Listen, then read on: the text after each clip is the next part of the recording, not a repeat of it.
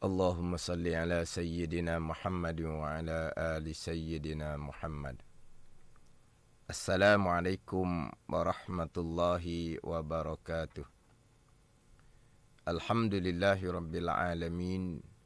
Wassalatu wassalamu ala Sayyidin mursalin wa ala alihi wa sahbihi ajma'in. Rabbi syarah li sadri wa yassir li amri wahlul 'uqdatam min lisani yafqahu qawli. Subhanaka la ilma lana illa ma 'allamtana innaka antal alimul hakim.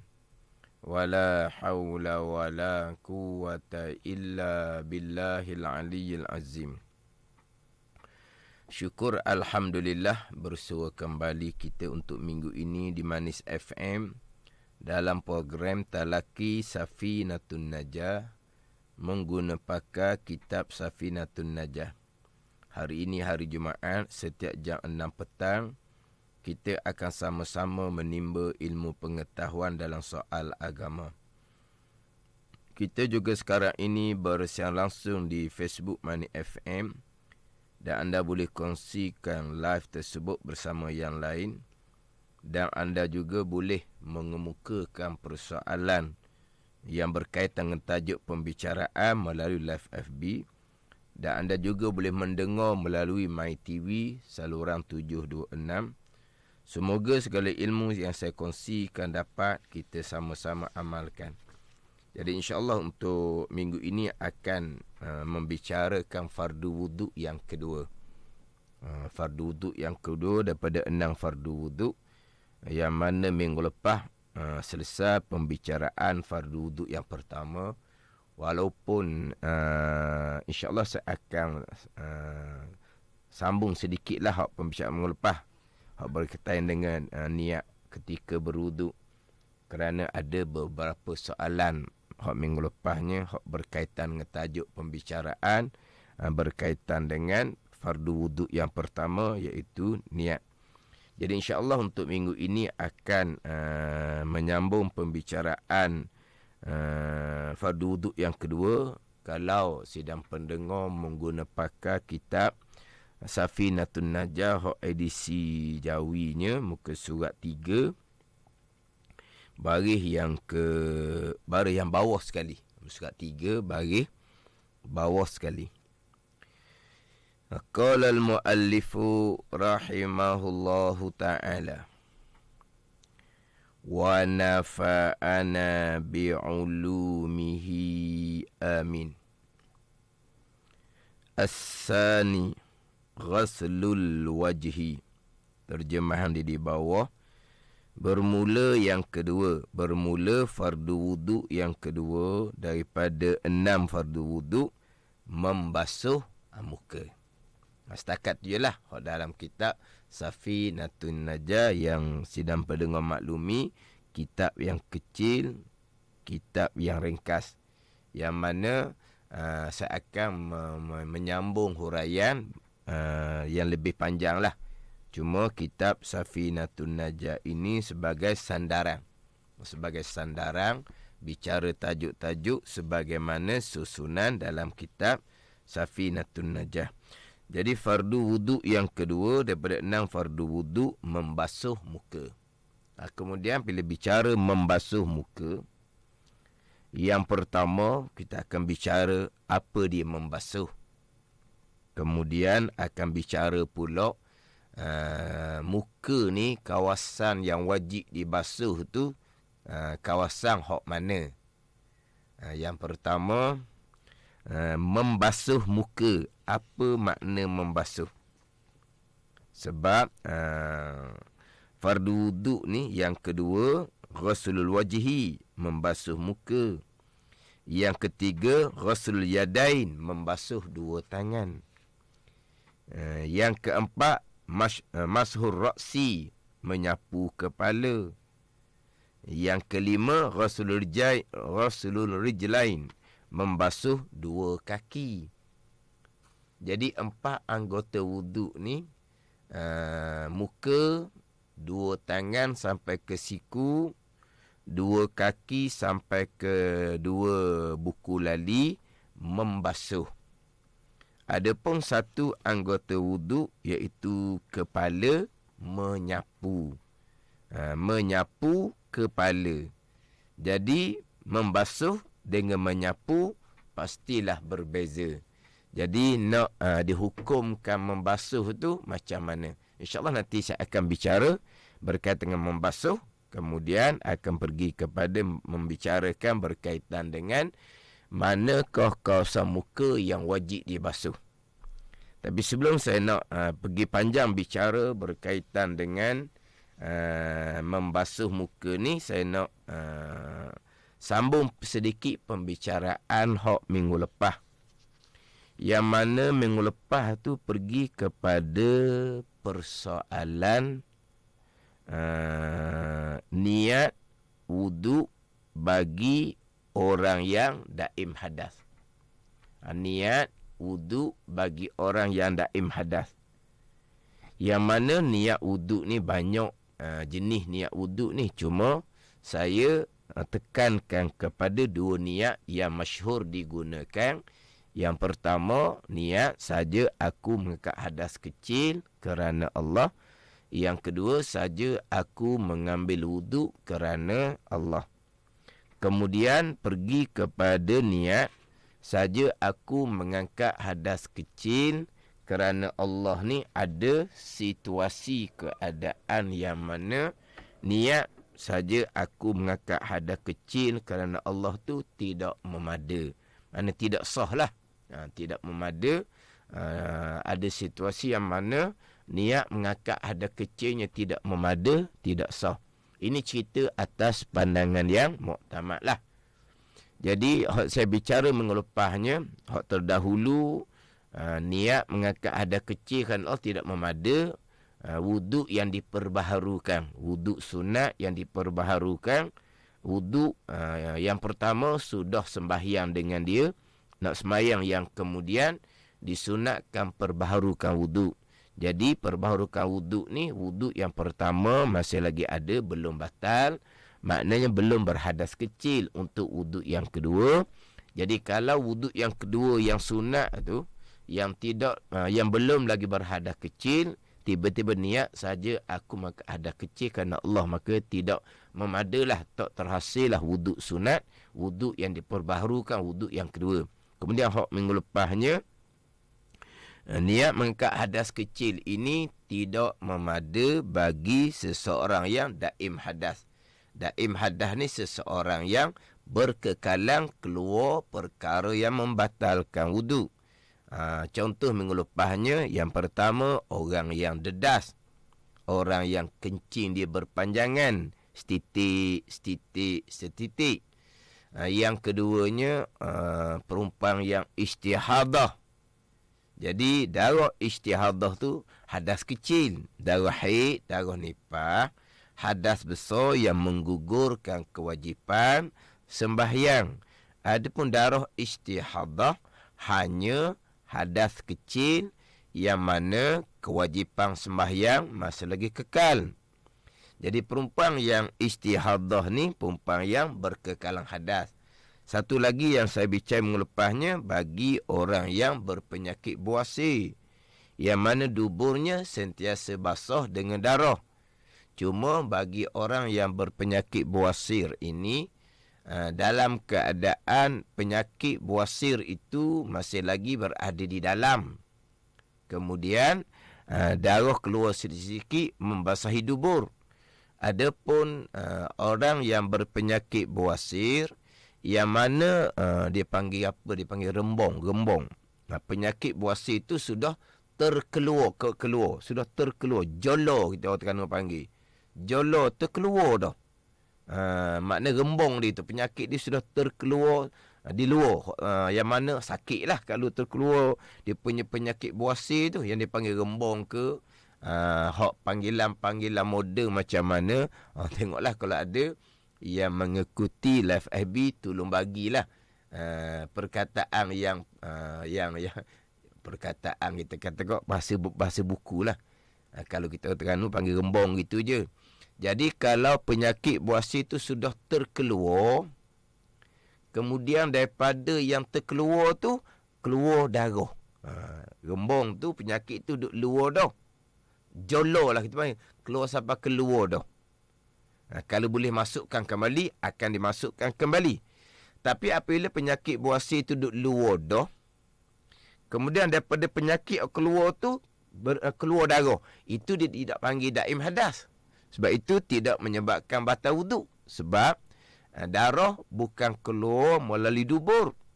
Darah keluar daripada rembong penyakit buasi yang sudah berada di luar dubur. Itu tidak dipanggil daim hadas. Itu bukan daim hadas. Buasi daim hadas ini, penyakit buasi rembong tu duduk di sebelah dalam lagi. Duduk di sebelah dalam. Kemudian daripada penyakit di dalam tu keluar darah. Darah tu yang membasahi dubur. Itulah yang menyebabkan dia berhadas. Itu bagi orang buasir. Kemudian hak berkaitan dengan orang daim hadas, dia bicara bab niat asalnya. Kemudian panjang pergi kepada macam mana orang yang daim hadas nak berwuduk untuk solat. Jadi panjang bicara minggu lepas tu. Tajuknya pembicaraan berkaitan dengan niat. Orang yang daim hadas, orang dedah, perumpang istihadah, orang yang berpenyakit buasir, yang mana buasir itu masih lagi berada di sebelah dalam.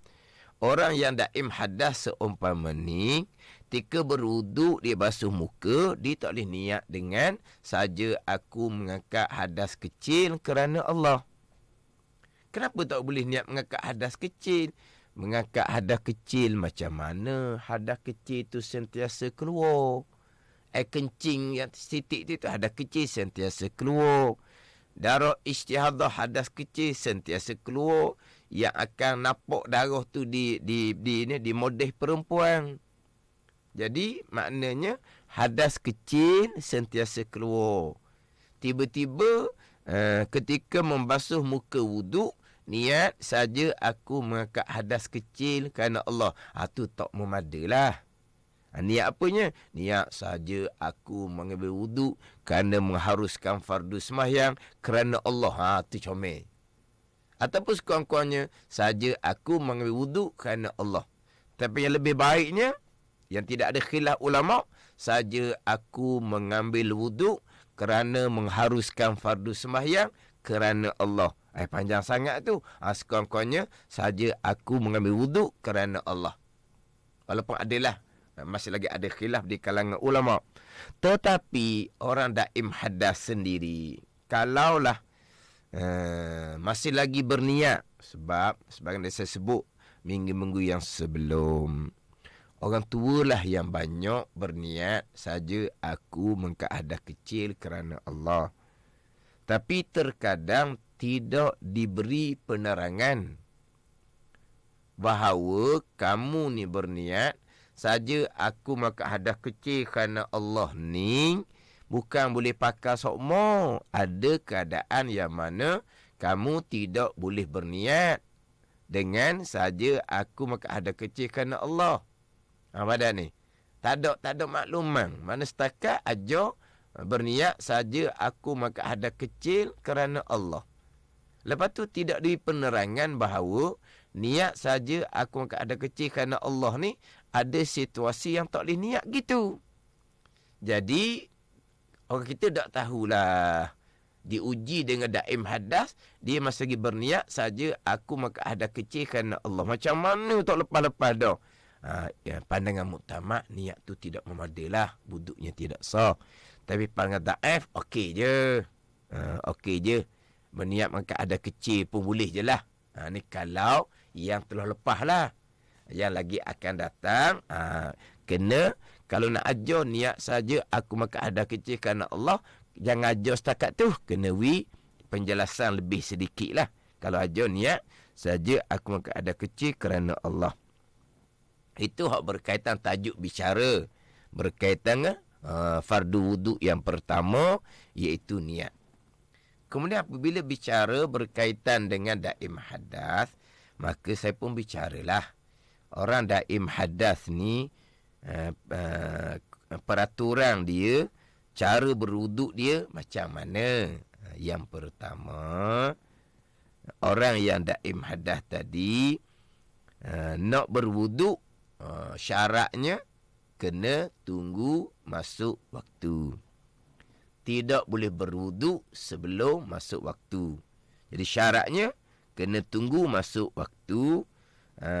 Ni di sisi pandangan mazhab Syafi'i, pandangan mazhab Hanafi, pandangan mazhab Hambali. Wajib berwuduk selepas daripada masuk waktu. Kemudian pandangan mazhab Syafi'i kitanya, selepas masuk waktu barulah boleh berwuduk.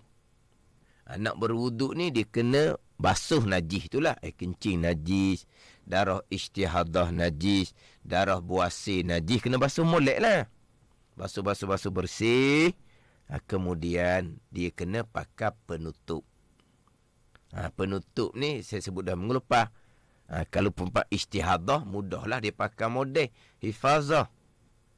Tapi bagi orang lelaki yang biasa, tak kira pakai model juga ke. Cuma nak pastikan, kalau orang dulu dia pakai kain cawat, dia kain tu dikerak 4 sudut, 4 segi, dia pun masuk di bawah kelangkang dia tu, kemudian dia pun ikat untuk memastikan najis yang keluar, darah lah, air kencing lah kalau lelaki yang dedas, untuk memastikan air kencing yang najis tu tidak merata. Bukan nak hentikan air kencing, tak boleh nak hentikan air kencing tu. Sebagainya bukan nak hentikan darah istihadah, bukan nak hentikan darah buasir. Keluar tetap keluar najis tersebut.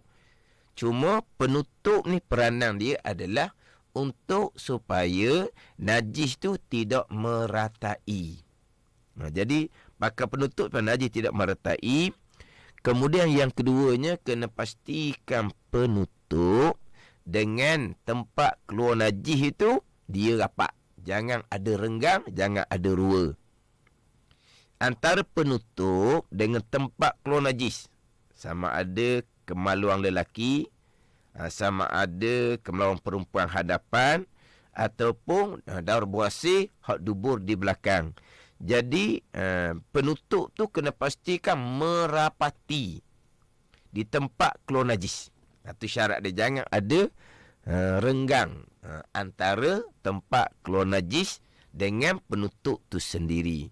Jadi minggu lepas saya ada sebutlah, kalau pakai pamper orang dewasa lah contohnya, dia kena pakai pamper ketat lah. Jangan pakai pamper besar. Kalau pakai pamper besar, dia akan jadi renggang. Macam mana lah ikutlah. Dulu memanglah pakai cawak gitu je. Sekarang mana ada cawak lagi dah. Cuma faham di sini, penutup tu peranan dia adalah untuk memastikan najis yang keluar tidak merata. Kemudian pastikan penutup dengan kemaluan tempat keluar najis tu rapat. Itu je. Kalau pakai pamper tu, mungkinlah kena pakai pamper yang ketat. Ataupun dia nak pakai pamper, ada yang minggu lepas tu pakai pamper tapi dia pakai kain dulu. Dia pakai kain ke apa tu pun ada hot minggu lepas.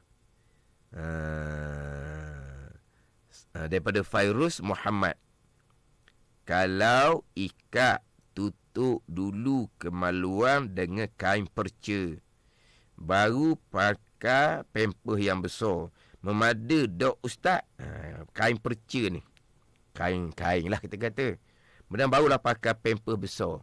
Sekarang kain tu kena rapat, pamper besar tu kena rapat, supaya kain tu tak bergerak.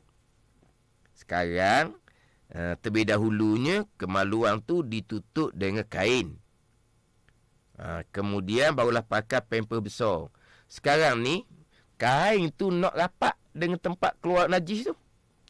Jadi kalau pakai pamper, kena pastikan pamper tu merapati kain tu. Pamper tu merapati kain. Kalau pamper tu besar, tidak merapati kain, kain tu akan renggang daripada tempat keluar najis. Jadi, kalau dia pakai kain, tak ada masalah. Dia pakai kain cawak ke, ada lagi tak sekarang ni, wallahualam dah. Kalau dia pun pakai pamper. Jadi, pamper tu merapati kain cawak tu merapati tempat keluar najis. Okey lah. Okey, tak ada masalah lah tu. Tu kena faham. Peranan penutup yang wajib dipakai bagi orang yang dedas, perempuan yang istihadah dan orang yang keluar duburnya dibasahi dengan darah buasir. Kemudian lepas pakai penutup tu berwuduk segera. Kemudian sudah berwuduk, solat segera. Dia kata kena mualat. Solat segera ni, kalau setakat nak tunggu iqamah, tak ada apa waktu tu. Nak tunggu iqamah. Sekarang ni, orang belum iqamah laginya. Tu untuk maslahat solat, tu tak ada masalah tu. Jangan pula kita masuk masjid, kita desak Tok Bilal. Bilal, iqamah lah Bilal. Kenapa saya ni orang dedah ni? Tak payah. Saya kena solat segera ni selepas selesai berwuduk. Setakat tunggu iqamah, itu tak ada masalah. Cuma janganlah kenapa tidak segera solat? Pergi makan nasi dulu. Kenapa tidak segera solat? Kerana jawab panggilan telefon contohnya. Lama duk bercakap dalam telefonnya. Kemudian barulah sembahyang. Tu tak boleh lah. Tu tak boleh. Jadi ni setakat tunggu iqamah tu tak apa. Tak apa tu bukan kata nak tergesa-gesa. Cuma dalam FB hari ni ada satu soalan tu. Assalamualaikum Ustaz, soalan cucu Tok Ayah. Basuh dan balut atau sumbat kena tunggu masuk waktu juga ke? Contohnya dalam seminit sebelum masuk waktu, mula proses basuh dan balut. Siap balut, sedang molek masuk waktu dah terus berwuduk. Dia bermula daripada basuh, kemudian pakai penutup selepas daripada masuk waktu. Bukan berwuduk saja selepas masuk waktu. Jadi soalan dari cucu ayah ni, moleklah ni. Sebab saya sebut dah tadi kan, masuk waktu. Kemudian basuh. Kemudian tutup molek, kemudian berwuduk. Maknanya bukan berwuduk sahaja selepas masuk waktu. Bahkan kita nak basuh tu pun selepas masuk waktu. Pada ni, selepas masuk waktu. Sebab kita basuh-basuh, najis tu tetap keluar. Kalau kita buat awal-awal, sebelum masuk waktu tu, pada ni, najis tu keluar dah. Jadi sekarang biar lepas masuk waktu. Sebab nak apa? Nak minimalkan najis yang keluar. Nak minimalkan hadas yang keluar. Sebab tu kata segera solat. Kalau selepas berwuduk pergi makan nasi, najis tu sentiasa keluar. Hadas sentiasa keluar. Jadi banyaklah. Tapi kalau segera solat keluar juga. Diminimalkan, dikurangkan setakat yang boleh. Pada ni. Jadi kalau hanya tunggu iqamah itu tak mengapa. Kemudian satu laginya, dalam mazhab Syafi'i kita, bagi wuduk yang daim hadas ni, satu wuduk, satu fardu jua. Satu wuduk, satu fardu jua. Ini pandangan dalam mazhab Syafi'i kita. Maka timbullah soalan hak minggu lepasnya berada di mana ni? Berada di Masjidil Haram. Jadi macam mana soalan dia kalau orang ni, soalan daripada Hamidah Abu Cik ni. Ni soalan minggu lepas ni. Soalan minggu lepas. Kalau orang dalam Masjidil Haram tunggu antara maghrib ke isyak, boleh guna satu wuduk ke Ustaz? Sebab payah nak keluar untuk ambil wuduk semula. Ini untuk jemaah perempuan, kalau kata perempuan istihadah lah, antara maghrib dengan kepada isyak. Jadi sekarang ni wuduk yang sama untuk solat maghrib dan untuk solat isyak. Dan kalau di Masjidil Haram pula, berwuduknya kemungkinan di hotel sebelum masuk waktu maghrib. Jadi nanti hak tu bicara kemudian, hak mazhab-mazhab yang lain.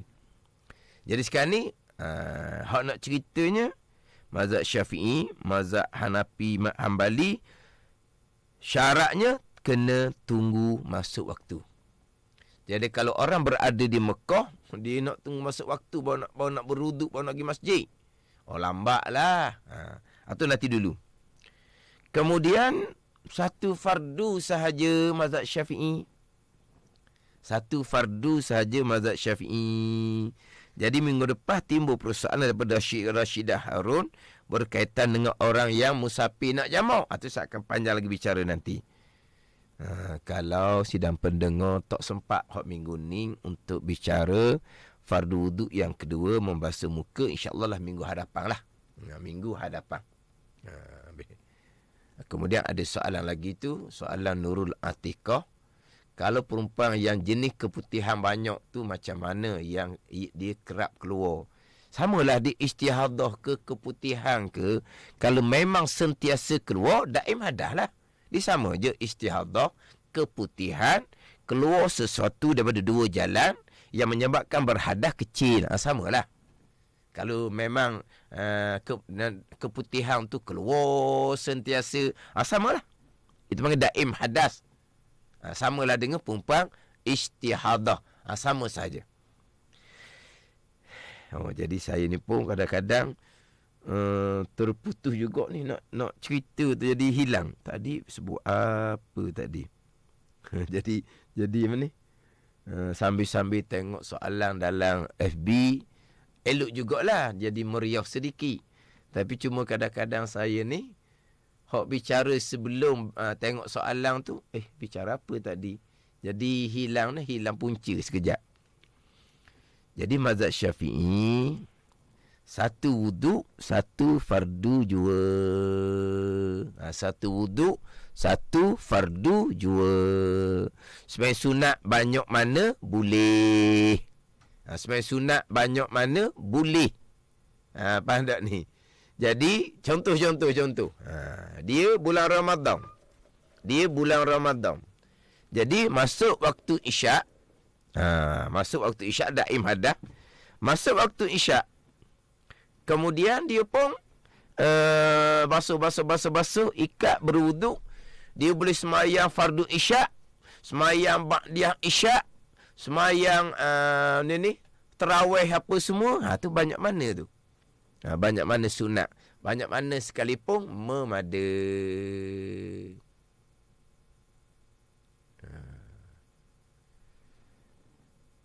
Cuma nantilah saya kena tengok kembali tu. Sebab syarat masuk waktu ni termasuk semayang sunat. Semayang sunat yang berwaktu pun syaratnya kena tunggu masuk waktu. Yang mana masuk waktu tarawih bukan dengan masuk waktu isyak. Masuk waktu tarawih dengan semayang fardu isyak. Jadi tarawih tu kena tengok semula lah. Sebab dia masuk waktu tarawih adalah dengan selesai waktu isyak. Tu tengok balik. Cuma nak ceritanya, semayang sunat banyak mana pun boleh. Dia nak semayang sunat lepas maghrib, contohnya. Dia semayang sunat awabin ke contohnya. Banyak mana pun boleh. Tapi fardunya satu sahaja. Kemudian minggu lepas macam mana dengan orang yang nak qada semayang? Qada semayang ni satu fardu. Kena sesat satu qada, kena masuk bilik air. Buat cara yang sama. Basuh, ikat, wuduk. Kemudian qada yang kedua, selesai. Masuk bilik air. Buka penutup lama. Basuh balik. Pakai menutup baru balik. Kemudian berwuduk. Qada yang tiga, qada yang keempat. Berulang. Ini mazhab Syafi'i kita. Yang lebih ringan sedikitnya adalah mazhab Hanbali, mazhab Hanafi dan mazhab Hanbali.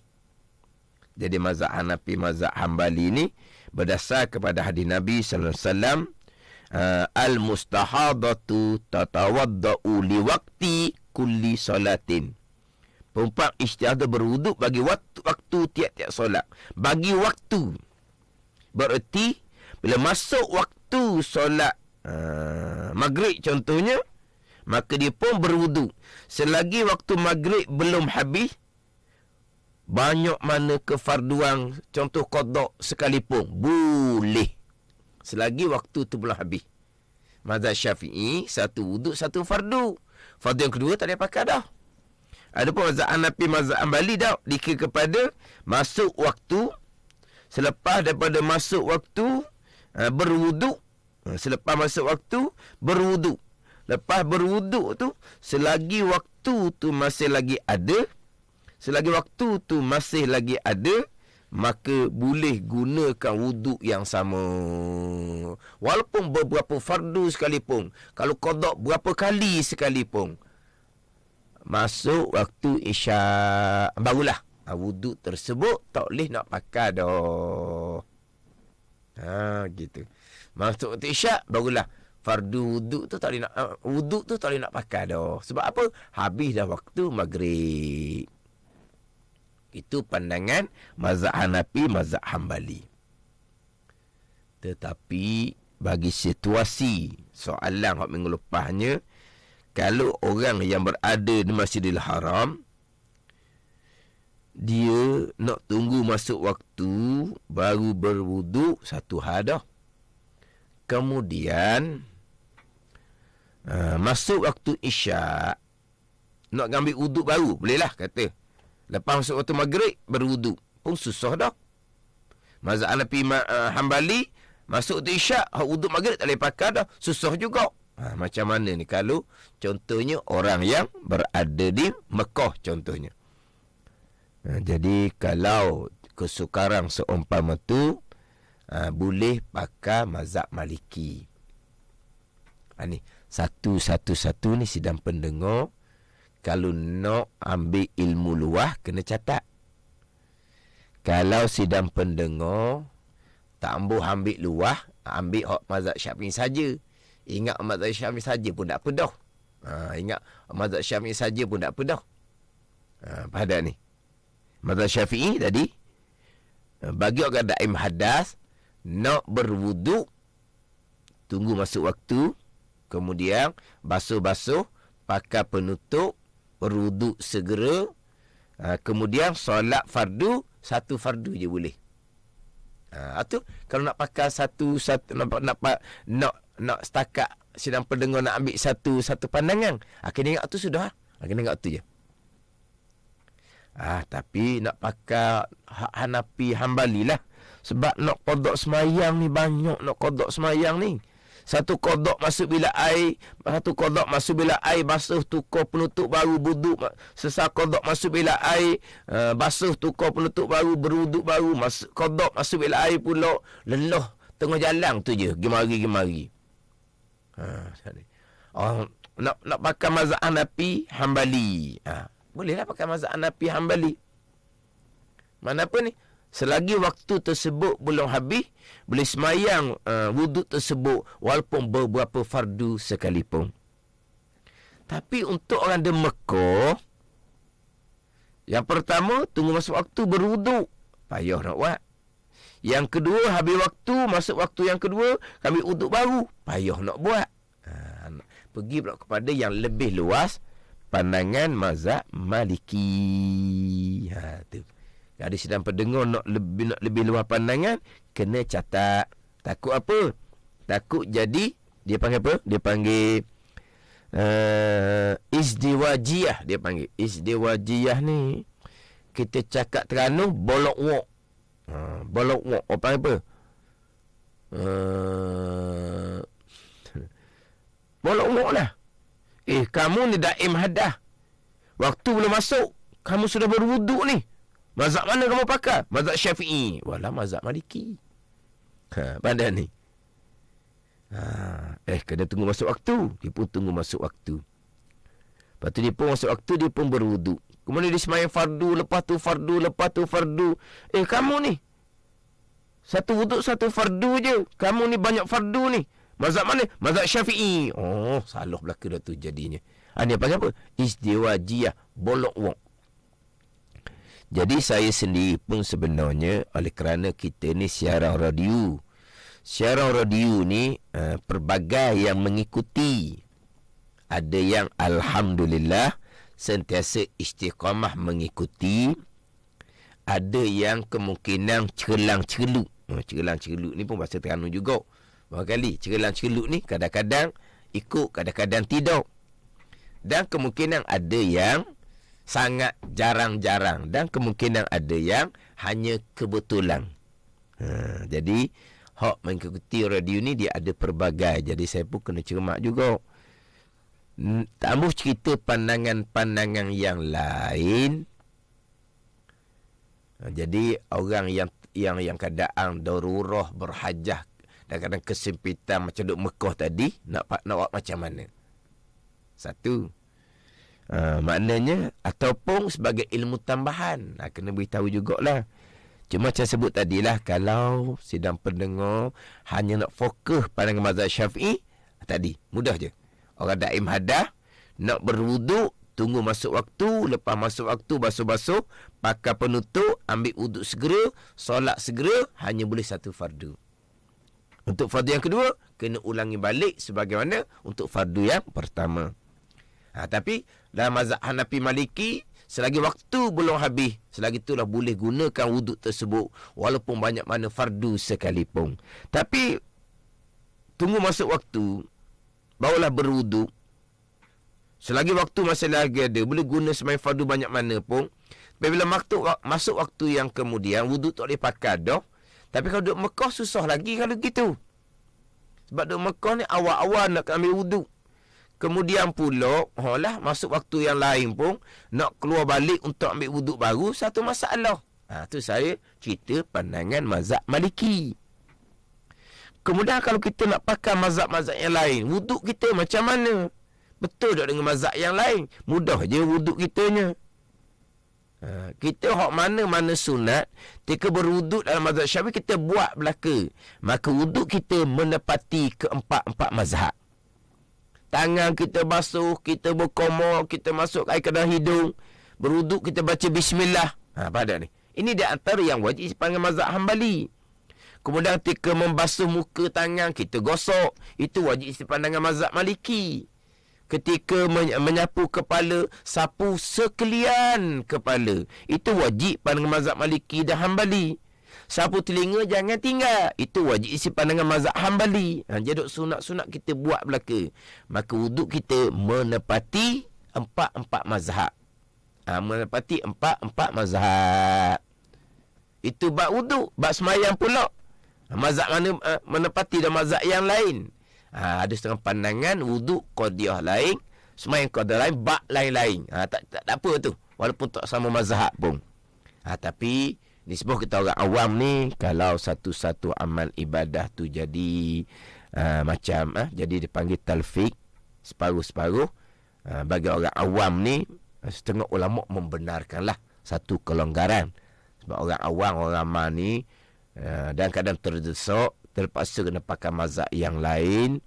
Kemudian untuk memastikan dia betul-betul mengetahui mazhab yang lain, itu kemungkinan agak kesukaran kepada orang awam, orang kebanyakan. Sebab tu setengah ulama dia mengharuskan untuk orang awam ni berlakunya talfiq, berlakunya sebahagian amal tu mazhab lain, sebahagian amal tu mazhab lain. Ini satu kelonggaran lah kepada orang kebanyakan, orang awam, dalam keadaan dia agak kesempitan, terdesak. Kita balik semula. Kita masa ni pun tinggal 5 minit lagi ni. 5 minit lagi. Tadi ada lagi 1-2 soalan tu. Tu saya tengok semula lah tu. Tak boleh nak tengok pada soalan dah. Saya pun sendiri pun bercakap agak terkejar-kejar. Nak perhabis tadi. Hak Mekah tadi tu. Hak Mekah.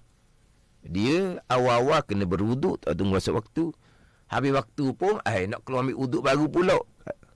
Payah juga. Jadi mazhab Maliki sidang pendengar, wuduk orang daim hadas sama dengan wuduk orang yang salim. Sama je. Orang daim hadas, orang dedah, perempuan istiadah, orang kalau darah buasi, perempuan yang kedua keputihan. Dia sama sahaja dengan wuduk orang ramai-ramai, orang tak ada penyakit. Boleh berwuduk sebelum masuk waktu. Kemudian masuk waktu maghrib lah kita kata, sebab kita dekat dengan maghrib ni. Masuk waktu maghrib. Kalau kita Mekah lah ni, biasa orang Mekah lah payah ni. Masuk waktu maghrib, dia pun sembahyang fardu maghrib, apa semua. Masuk waktu isyak, wuduknya belum batal lagi lah dengan hadas yang lain. Boleh pakai lagi wuduk tersebut. Wuduk taim hadas sama dengan wuduk orang salim, orang yang sihat, orang ramai. Gitu. Cuma jangan keluar kalau kata ginilah. Kalau kata orang ni, orang yang dedah, keluar tak air kencing tu, hak tu tak apa, tak membatalkan wuduk. Kemudian hak batalnya keluar air kencing sebenar. Sidang pendengar, apa beza air kencing dedah setitik dengan air kencing sebenar yang membatalkan wuduk? Air kencing sebenar lah, hak duk kecing sokmo tu, hak tu membatalkan wuduk. Selagi tak kecing sebenar, hanya keluar air kencing dedah, wuduk tu boleh pakai. Masuk waktu isyak pun boleh pakai lagi, selagi tak keluar air kencing sebenar. Dah apa beza air kencing dedah dengan kencing sebenar? Sebab sama-sama air kencing belaka tu. Sama-sama kuning belaka. Sama-sama dah sama. Tak sama. Yang pertama, air kencing dedah penyakit ni dia setitik sedikit. Air kencing sebenar dia keluar banyak. Itu yang membatalkan wuduk. Satu laginya, air kencing dedah ni dia tak boleh nak kawal. Dia tak boleh nak kontrol, tak boleh nak kawal. Dia akan keluarlah juganya. Adapun air kencing sebenar, boleh tak? Boleh sabar ke tak? Nak kencing ni, cari tandas. Allah, tandas tu kotornya. Boleh dah dulu. Boleh lagi lah. Boleh lagi lah tu. Mana cari pula tempat lain. Barulah jumpa tandas bersih. Mana air kencing dedah dia akan keluar semata-mata. Air kencing hak biasa ni dia boleh kontrol sekejap. Sebab apa? Dok jumpa tandas bersih. Sabar dulu. Tapi apa? Ketik-ketik dah tu. Tapi boleh lagi kontrol. Tu beza air kencing dedah dengan kencing sebenar. Jadi kalau kencing sebenar barulah wuduk tu batal. Mazhab Maliki. Jadi mazhab Maliki, kalau orang Mekah, dia berwuduk macam biasa. Tak tunggu masuk waktu. Kemudian selagi belum kedatangan hadas yang lain, yang bukan penyakit dia, selagi itulah wuduk tersebut boleh digunakan untuk sembahyang fardu banyak mana sekalipun, waktu yang lain sekalipun. Itu mazhab Maliki. Ini mungkinlah untuk persoalan mengerupah hak berkaitan dengan orang yang berada di Masjidil Haram, agak kesukaran menunggu masuk waktu dahulu baru berwuduk. Kemudian kalau pakai mazhab Hanafi Maliki, habis waktu, masuk waktu yang kedua, kena ambil wuduk yang lain. Atau agak kesukaran, hak mudahnya mazhab Maliki. Jadi hak minggu ni soalan lain-lain tu saya akan tengok kemudian.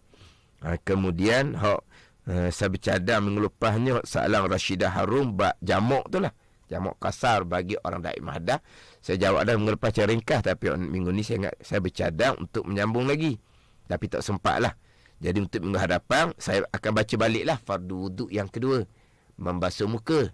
Tapi saya kena undur balik lah dengan persoalan hak minggu ni sedikit. Kemudian saya kena tengok pula beberapa soalan yang saya terpandang tadi dalam FB. Soalan tu saya pun tak baca tu soalan tu, tak sempat nak tengok. Jadi tengok dulu lah kalau soalan tu berkaitan, insya-Allah soalan minggu ni tu saya akan jawab minggu hadapan.